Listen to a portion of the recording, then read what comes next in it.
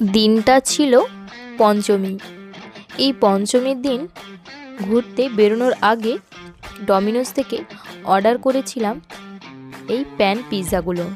এখানে রয়েছে একটা ভেজ পিৎজা, এর সঙ্গে ছিল কোক, চাটনি, 3টে ভেজ কাটলেট আর একটা চকোবাস্ট। ঠাকুর দেখতে যাওয়ার আগে খেয়েই বেরোলাম। আর সন্ধেবেলা এসে বৌদি, আমি, মা, পাপা সবাই আবারও এই চিকেন পিৎজাটা ভাগ করে খেলাম।